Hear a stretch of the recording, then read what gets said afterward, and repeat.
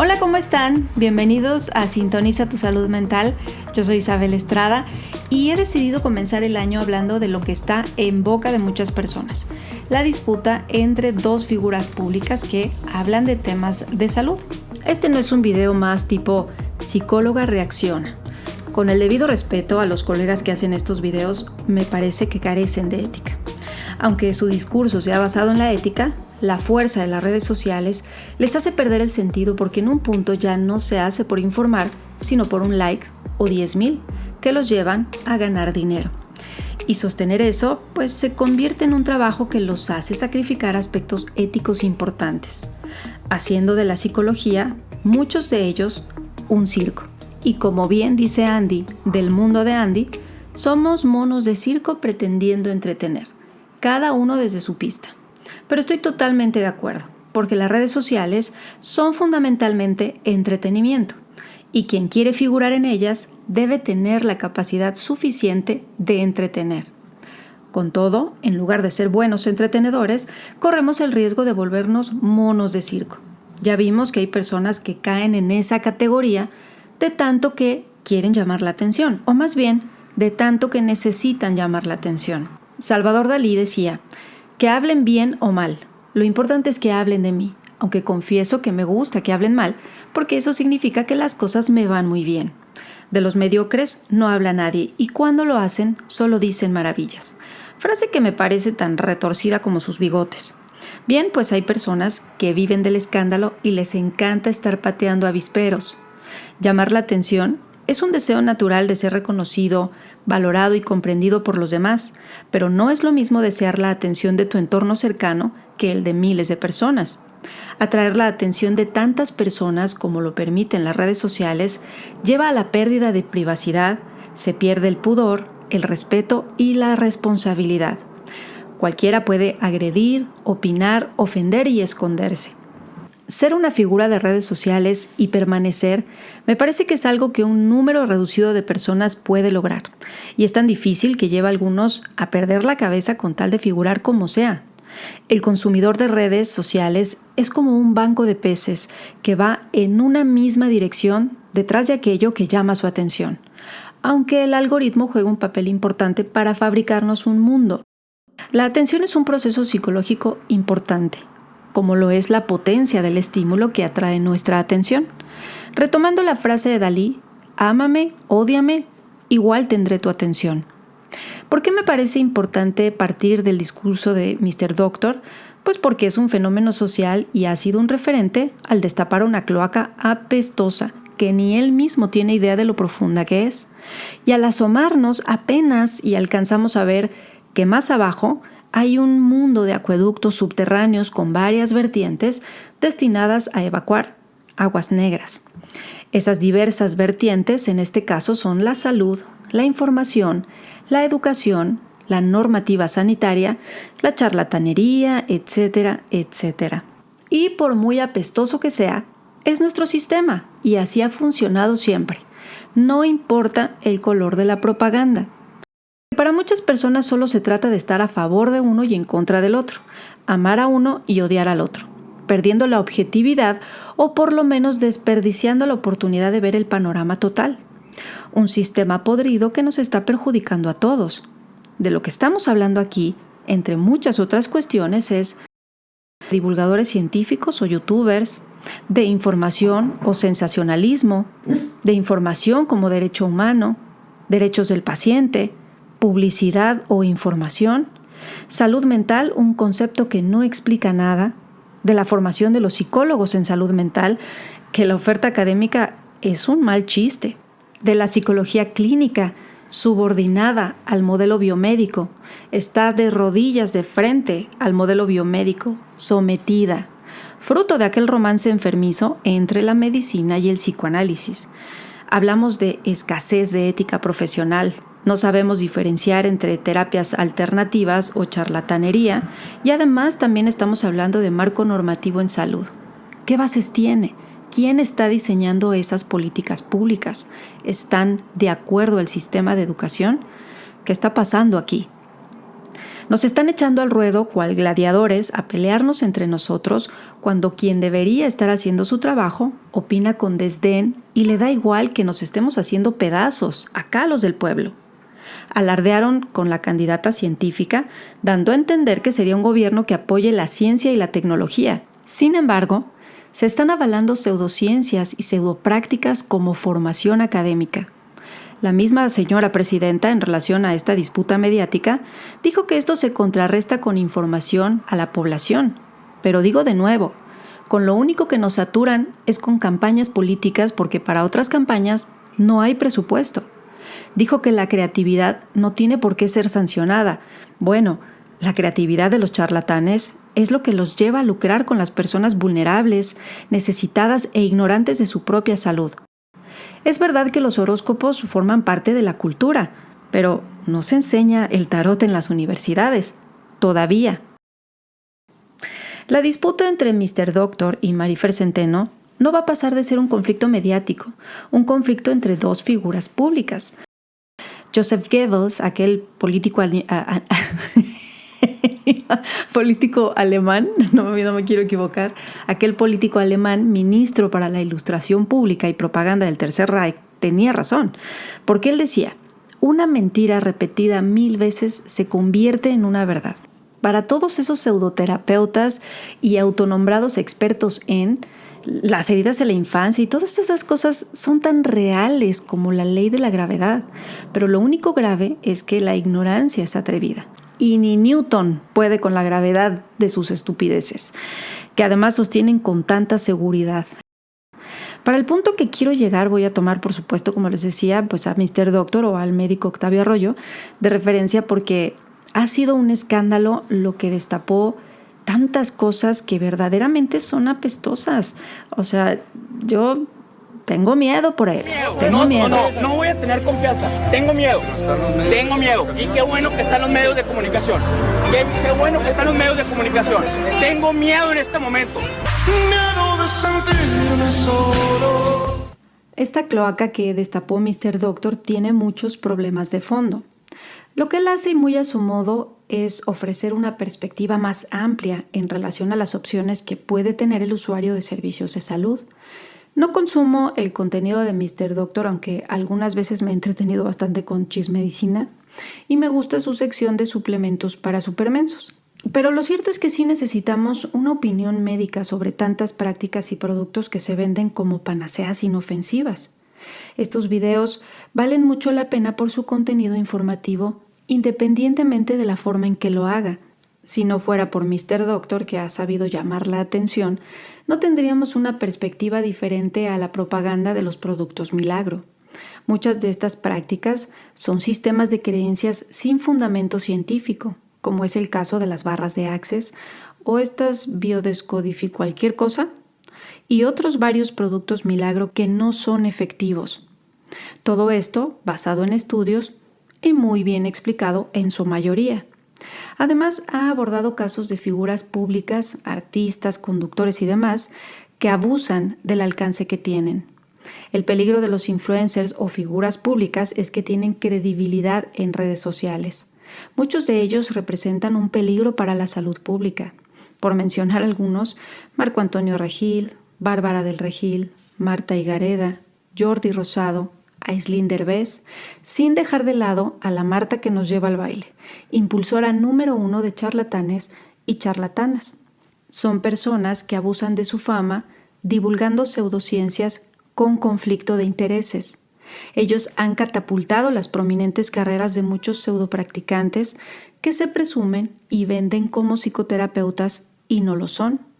Al menos 3 de las que puedo recordar ahora, que son frecuentes invitadas: Aura Medina, psicoterapeuta transpersonal; Ana Mar Orihuela, psicoterapeuta gestalt. Otra que no se nos puede ir es la señora Nilda, no recuerdo el apellido, es un poco extraño, que tiene la licenciatura de Economía en Argentina. Ninguna de ellas tiene formación como psicóloga, es decir, título y cédula, y menos tienen posgrado en terapias basadas en evidencia, porque ni gestalt ni transpersonal son intervenciones basadas en evidencia, son psicología popular. Ninguna de ellas es psicoterapeuta, por lo tanto, de acuerdo a la ley, estarían incurriendo en un delito. Lamentablemente este problema es por la incongruencia que hay en la malla curricular y el sistema educativo, y quienes diseñan las políticas, es decir, el poder legislativo. Esto lo comentaré más adelante. En palabras simples, es un delito lo que hacen, pero en México no hay regulación. Puedes brincarte el título y la cédula y hacer un máster sin aval o diplomado y puedes ejercer e incluso divulgar tu pseudociencia. Ciencia versus pseudociencia. La divulgación científica es el conjunto de actividades que busca acercar el conocimiento científico a la sociedad sin modificarlo. Importantísimo. Un investigador debe tener cualidades como ética y honestidad, compromiso, responsabilidad, dominar la metodología de la investigación. La investigación científica es el trabajo creativo que realiza de forma sistemática para incrementar el volumen de conocimientos. La investigación representa un pilar fundamental para el progreso de la sociedad. Sin ciencia no hay futuro. En México existe el Sistema Mexicano de Investigación en Psicología, que tiene entre sus objetivos principales establecer o reafirmar colaboraciones entre investigadores, formular proyectos conjuntos multiinstitucionales, diseñar programas para la formación y actualización de investigadores mediante instancias, etc. Ellos publican artículos, libros que generalmente pasan desapercibidos para la sociedad, necesitan divulgación, pero este conjunto de actividades divulgadoras necesita recursos económicos. Hablamos de investigadores en psicofisiología, psicobiología y neuropsicología. Estas personas hablan en términos de intercambio entre psicobiología y psicología conductista, no de heridas maternas y menos niños imaginarios internos. La divulgación pseudocientífica difunde ideas, creencias o prácticas que se presentan como científicas pero no cumplen con los requisitos del método científico. Por ejemplo, esta publicidad que me salió. Se dice Instituto de Psicobiología, pero vende diplomados en descodificación psicobiológica. Para ellos es descifrar el código para una vida sana y abundante. Dicen que es vanguardia en educación y no es verdad. Es pseudoeducación. La psicobiología es la disciplina científica que estudia la relación entre la biología y la conducta de los seres vivos. ¿Se dan cuenta cómo tergiversan las cosas para vender sus pseudoprácticas? Nadie los está regulando. La pseudopsicología presume estudiar el comportamiento humano, pero utiliza métodos no científicos y hasta fraudulentos. Es más, llegan a utilizar baterías de pruebas psicológicas válidas, pero con desconocimiento, es decir, no saben interpretarlas, no saben cuándo usarlas o cómo usarlas, y eso las invalida. No es lo mismo psicología científica que pseudopsicología, y todos estos personajes que acabo de mencionar son promotores de pseudopsicología, presumiendo que ostentan el título de psicoterapeutas y no lo son. La psicoterapia basada en evidencia son enfoques terapéuticos que se basan en técnicas y enfoques psicológicos respaldados por la ciencia. Su objetivo es la promoción e implementación de psicoterapias que sean seguras, consistentes y rentables, como es el caso de la terapia cognitivo-conductual, la terapia de aceptación y compromiso, terapia dialéctico-conductual, entre otras. En palabras simples, su eficacia está comprobada científicamente. Esto garantiza mejoras en el diagnóstico y en el tratamiento, y además exige al profesional formación continua y desarrollo profesional. El estatus y desarrollo científico que posee actualmente la terapia cognitivo-conductual se debe al hecho de consistir en un tratamiento basado en los principios, mecanismos y procesos que rigen la conducta proporcionados por otras disciplinas científicas, es decir, teóricas de la psicología tal como es la psicopatología, la psicología del aprendizaje o la psicología cognitiva. Una que, aprovechando la confusión, pretende pasar por psicoterapia es la terapia Gestalt, creada por el psicoanalista Fritz Perls. Por el momento en el que se creó, el enfoque humanista estaba teniendo mucho auge. No es un enfoque diseñado para tratar trastornos o problemas psicológicos, sino para desarrollar el potencial humano. En lo personal, las terapias humanistas son de corte New Age y una ensalada de pseudoprácticas. La diferencia entre psicoterapia cognitivo-conductual y la terapia Gestalt son dos aspectos importantes que dan como resultado su eficacia. El primero es el marco teórico y el segundo, su metodología. La primera cuenta con revisiones de metaanálisis, una muestra representativa de 106 metaanálisis que examinaron a la terapia cognitivo-conductual para los problemas que vemos en pantalla. Otras revisiones metaanalíticas examinan la eficacia de la terapia cognitivo-conductual para varios problemas en niños y adultos mayores. El respaldo más sólido que existe para la terapia cognitivo-conductual es en los trastornos de ansiedad, trastornos somatomorfos, bulimia, problemas de control de la ira y estrés general. En general, la base de evidencia de la terapia cognitivo-conductual es muy sólida. Sin embargo, se necesita investigación adicional para examinar la eficacia de la terapia cognitivo-conductual en estudios controlados aleatorios. Es por ello que la investigación nunca debe parar. Es el sustento de la eficacia en la labor de los psicoterapeutas que garantiza mejoras en los servicios de salud. Por su parte, la terapia Gestalt carece de protocolos de intervención. Los estudios realizados son escasos debido a que su metodología es mala. No se establece ningún tipo de objetivos, escarban en las falibles memorias de la persona buscando traumas ocultos y fuerzan a la persona a tener catarsis con la ignorante intención de purificar emociones reprimidas. Si no llegas a esa catarsis, no avanzas. Tiene que haber un trauma forzosamente. Hasta invitan a la gente a golpear un cojín o gritar. Esto en nada ayuda a una buena gestión emocional. Esto puede llegar a promover conductas impulsivas, agresivas, y en el proceso revictimizan a la persona, además de fomentar la dependencia al terapeuta o a la terapia. Lo lamentable es que haya psicólogos titulados promoviendo estas prácticas. Las terapias humanistas, como la terapia Gestalt, se consideran psicoterapia porque aprovechan la confusión, pero no hay rigurosidad.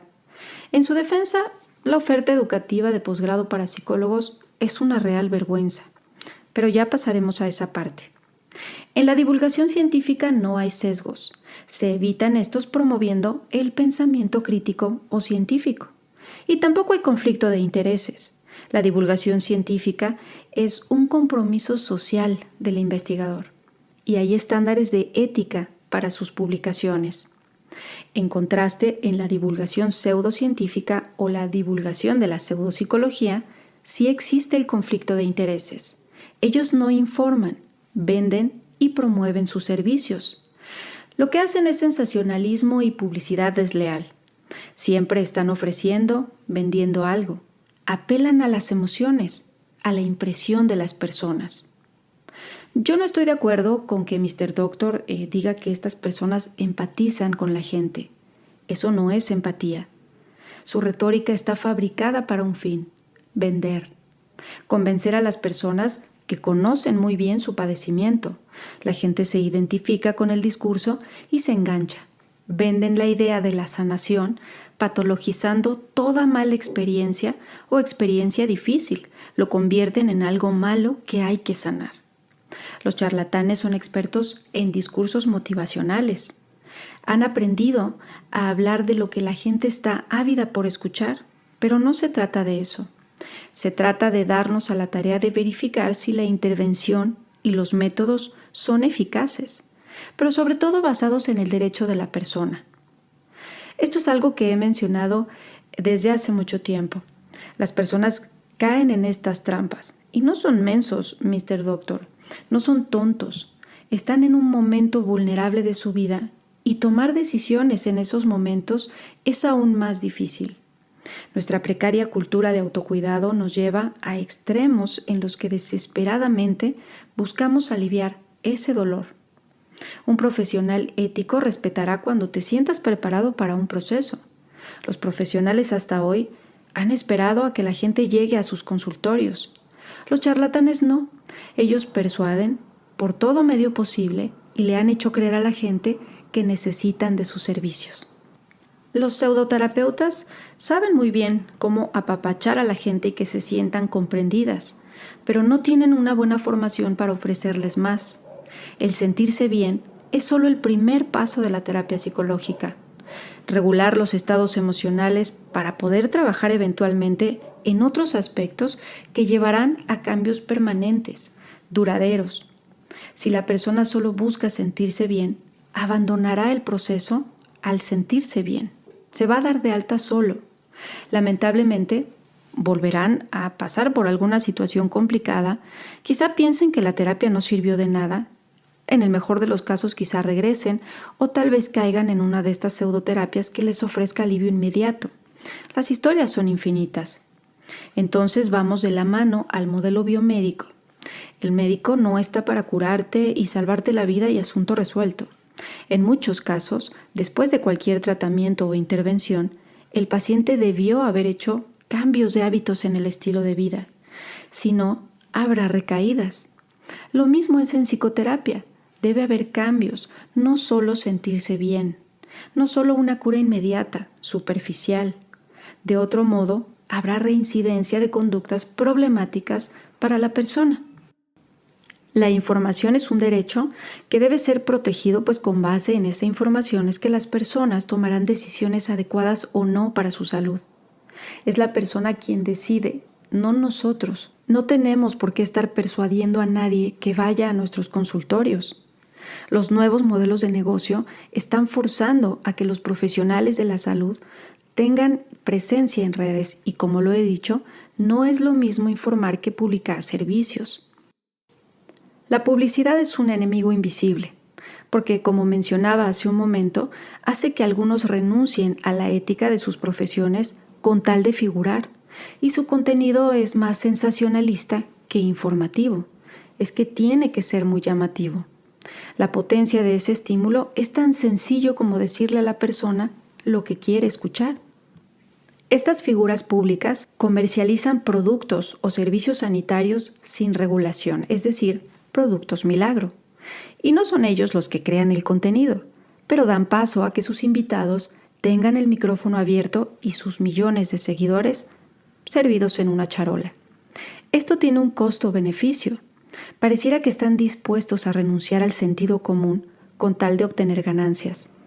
Sus invitados son los expertos en humo, tergiversan la información, ajustándola a su sistema de creencias y, ojo, generalmente enaltecen las bondades de la medicina tradicional y denostan la medicina científica, generalizando, desvirtuando conceptos, utilizando términos médicos o psicológicos a placer. Son promotores de mentes abiertas y su objetivo son personas vulnerables, necesitadas y mal informadas. La RAE nos dice que charlatán es aquel que habla mucho y sin sustancia, un embaucador. Aquí en México se les dice también merolicos, que eran estas personas que vendían medicamentos y baratijas en mercados y plazas públicas, anunciándolas con promesas, anécdotas maravillosas y ofertas extraordinarias, y eventualmente llegaron a los medios masivos de comunicación, como decía yo, así como plecostomos, y pagan por esos espacios. Los charlatanes tienen gran habilidad verbal, son carismáticos, con gran capacidad de mezclar realidad y ficción, hablan con gran facilidad sobre temas que no han estudiado. Googlear no es estudiar. Ser autodidacta en este sentido no es garantía de lograr un buen cuerpo de conocimientos. Necesitas una dirección. Los charlatanes utilizan un lenguaje reduccionista, hacen simple lo complejo, de tanto que lo reducen, lo hacen inservible, confuso, engañoso con un solo fin. Curiosamente, los líderes sectarios comparten estas características. Explican a la gente como si fueran niños de preescolar con aparente empatía. Esta tendencia a infantilizar a la sociedad mientras se les brinda información o pseudoinformación tampoco es nueva. Pareciera que se cree que la gente no es capaz de digerir temas densos, complicados, de enriquecer su vocabulario o que no son capaces de sostener la atención más de 20 minutos en un tema de su interés. Entonces hay que hacerlo simple y compacto y ya está. Por eso tenemos TikTok con sus grandes cápsulas de sabiduría. Me parece la peor plataforma y es la más poderosa. Yo no la tengo ni la tendré, porque no pienso destruir mi proceso atencional, que de por sí necesita ayuda, En algunas lecturas que realicé sobre el despotismo ilustrado y el surgimiento de la educación como la conocemos al día de hoy, que por cierto nunca tuvo modificaciones, encontré una frase que me pareció muy interesante. John Taylor Gatto, un profesor que criticó el sistema educativo norteamericano, y me impacta por su vigencia. Y decía, nuestros hijos son educados por dos instituciones, la televisión y la escuela, en ese orden. Azcárraga, el mero mero, decía, México es un país de una clase jodida que no va a salir de jodida. Para la televisión es una obligación llevar diversión a esa gente y sacarla de su triste realidad y de su futuro difícil. ¡Ay, era tan bueno! Bajo esta lógica, nos han hecho favor las televisoras de crear contenido bastante mediocre, digerible, pobre, pero bien entretenido. La televisión es un modelador poderoso. No solo entretiene, también pretende informar y educar. Son maestros del engaño, fábrica de sueños. Sus programas educativos son de hueva, mientras que los de un corte intelectual bastante bajo son extremadamente llamativos y estimulantes. Por un lado, conocen la fórmula para capturar la atención, que no tienen nada que ver con mensajes subliminales o publicidad subliminal, como ya lo hemos mencionado en el video 1, Fábrica de Seres Emocionales, y por otro, se encargaron por muchos años de ser el único contenido que se podía consumir. La televisión y la radio se consideran el cuarto poder. Acuérdense de los poderes clásicos de Montesquieu, ejecutivo, legislativo y judicial, y de paso, la intervención económica del gobierno es el quinto, que tiene que ver con lo que estamos hablando. A ver si alguien me está siguiendo. Esta denominada televisión basura o telebasura es un fenómeno social que debió preocuparnos hace mucho tiempo. Ha creado personajes famosos sin ningún mérito profesional o artístico, les ha dado poder, ha promovido la intromisión en la vida privada de las personas con el pretexto de que son famosos o figuras públicas. Ya a Mr. Doctor le tocó sentir el rigor de la fama y no de la mejor manera. Y en diciembre que todos debemos ser felices. ¡Ah, qué triste!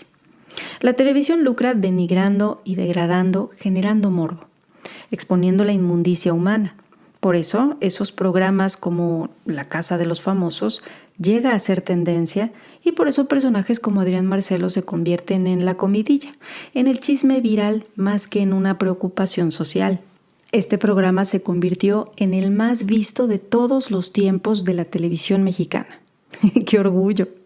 Y hay que aclarar que no es porque sea el mejor, sino por toda la controversia, morbo, que creó por los constantes enfrentamientos, insultos, amenazas entre sus participantes. Y en esos programas se habla de salud mental. Pensamos que es bueno que esas figuras públicas hablen de sus problemas de salud mental, porque si ellos no lo hacen, no lo normalizamos. Desafortunadamente, muchos de ellos creen que han ido a terapia y fueron a pseudoterapias, por lo que en lugar de informar, desinforman.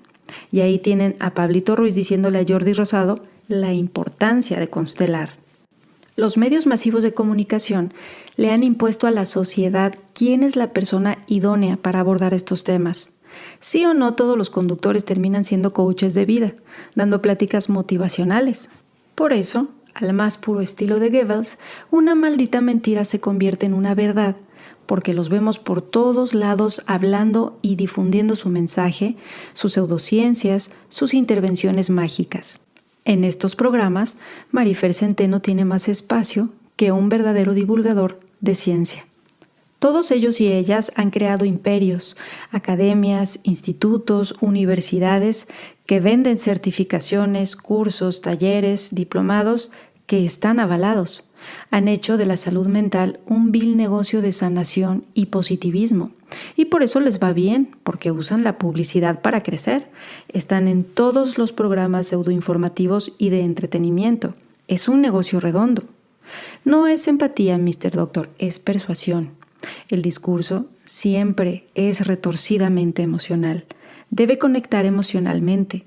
Su publicidad es sensacionalista. Como ejemplo simple, las miniaturas de muchos canales aquí en YouTube. Mr. Doctor sigue esta fórmula. Porque lo que necesitan es llamar la atención. Entonces, evocan una emoción. Recordemos la fórmula. A mayor intensidad emocional, menor capacidad de razonar de manera lógica.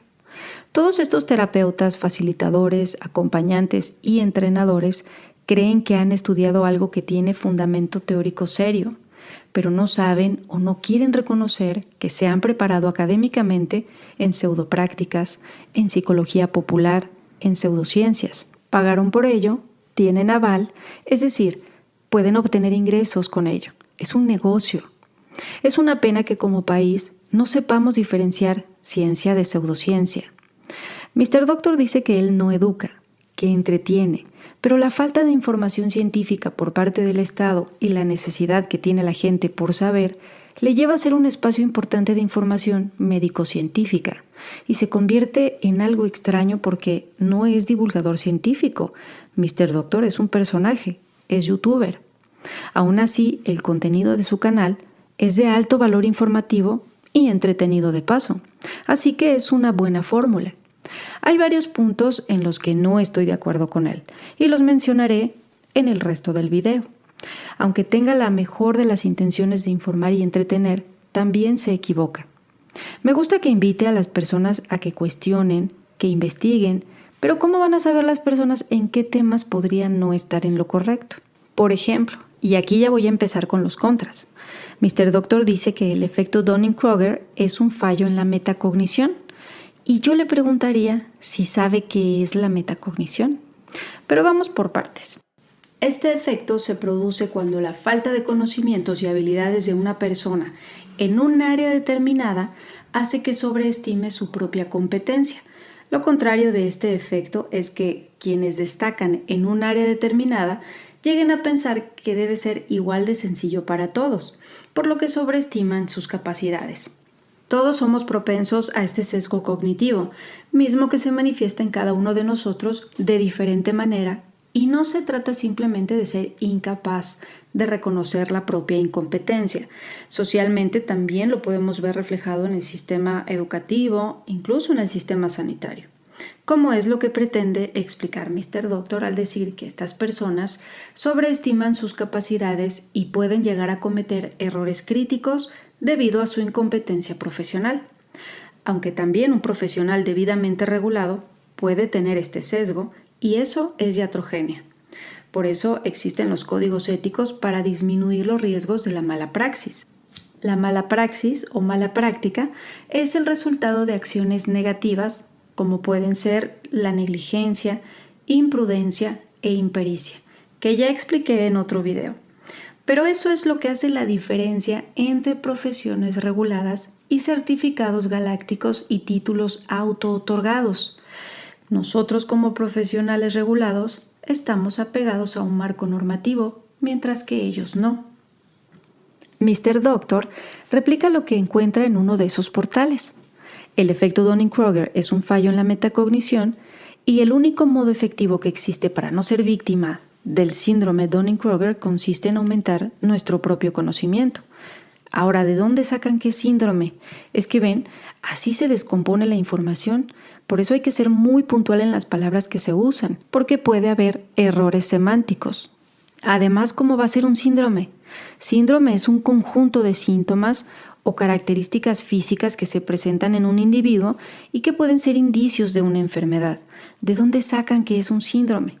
Es una hipótesis que explica algunos aspectos, punto. En ambos puntos, Mr. Doctor replica el mismo error que en el portal de Mujeres Conciencia, porque ahí fue donde yo también lo encontré, y explico extensamente por qué. Y aquí va lo que he prometido varias vidas pasadas, el video de los procesos, el video de los videos. Sí, el video de videos, procesos cognitivos. Bueno, una parte porque es un tema muy extenso. Para entender qué es la metacognición, hay que saber qué es cognición.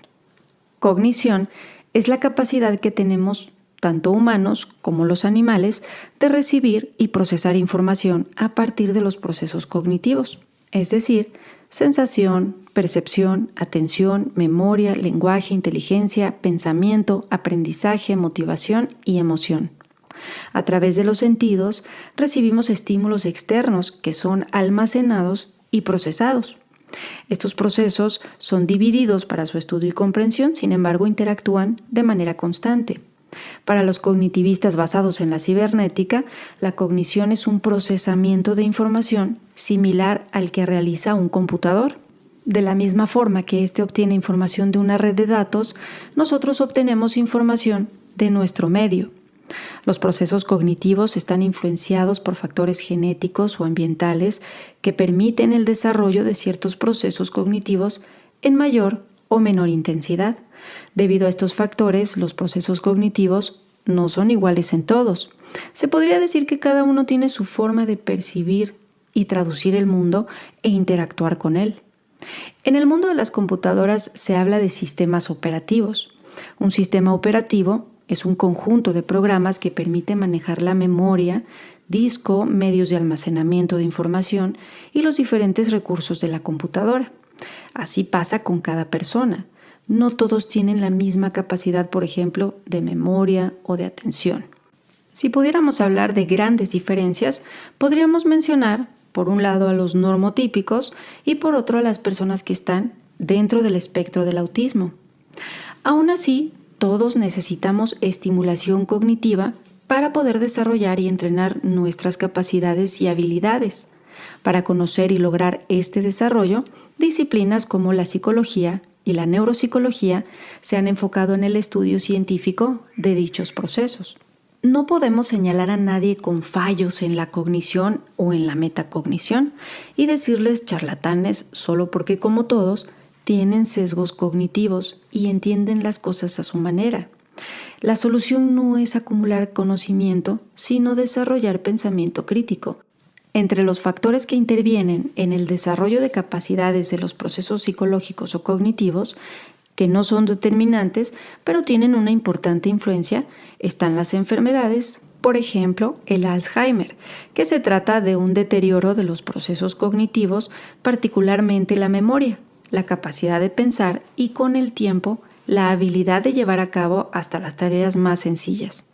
El estrés influye en cómo procesamos la información. Más adelante hablaré de emociones y toma de decisiones.